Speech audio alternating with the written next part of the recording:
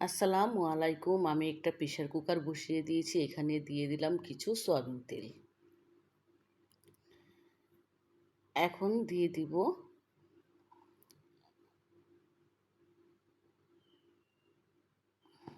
দিলাম তেজপাতা, দিয়ে দিলাম দারচিনি, এলাচ, লং।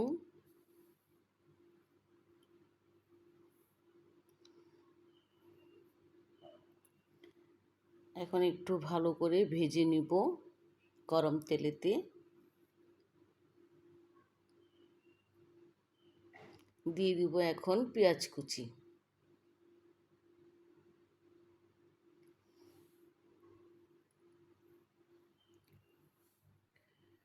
পেঁয়াজগুলো আমি একটু ভালো করে নেড়ে চেড়ে নিচ্ছি। আর পেঁয়াজগুলো একটু লাল লাল করে ভেজে নিব একটু হালকা।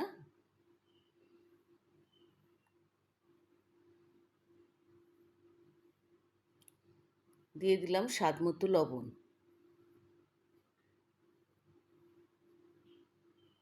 আবার একটু নেড়ে চেড়ে ভেজে নেব।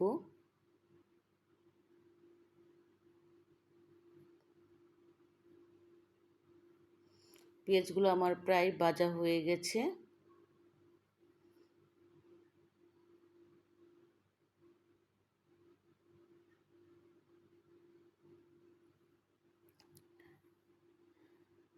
এখন দিয়ে দিব আদা রসুন বাটা পেস্ট।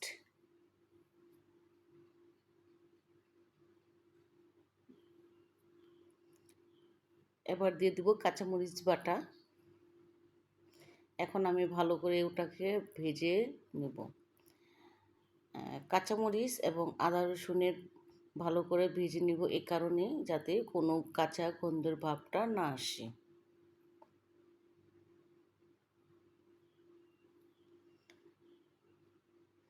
এখানে দিয়ে দেবো দারচিনি, এলাচ, লবঙ্গ এবং গোলমরিচ সব কিছু একসাথে গুঁড়ো করে ভেজে নিয়েছি।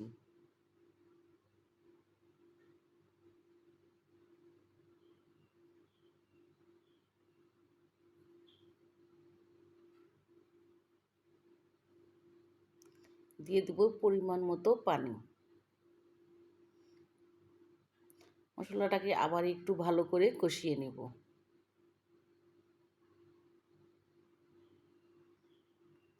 এখন আমি দিয়ে দিব গরুর মাংস।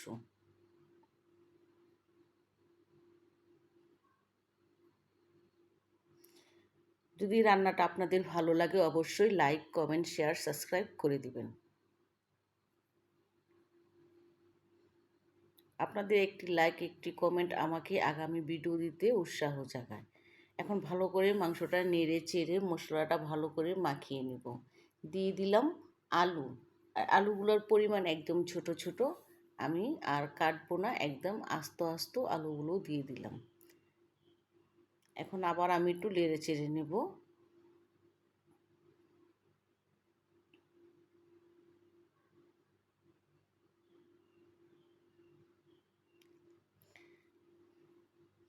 মাংসটা একটু বলক এসেছে, হালকা হালকা দিয়ে দিলাম টক দই।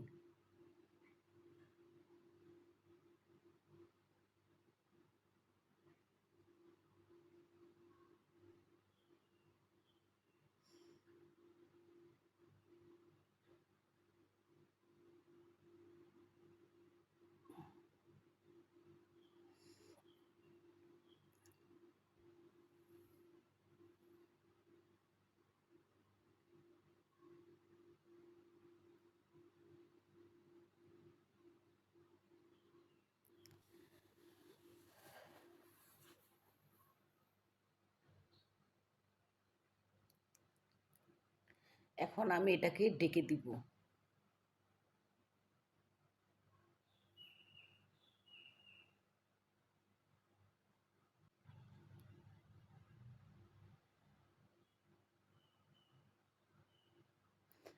মাংসটা অনেকটা আমার হয়ে গেছে।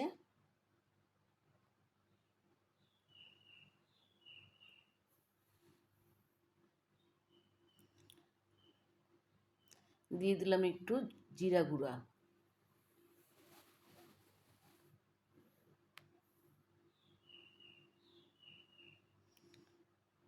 রান্নাটা কেমন লাগলো আপনারা বলবেন। দূরের বা কাছের যারা আমার রান্নাটা দেখেছেন প্লিজ স্কিপ করবেন না।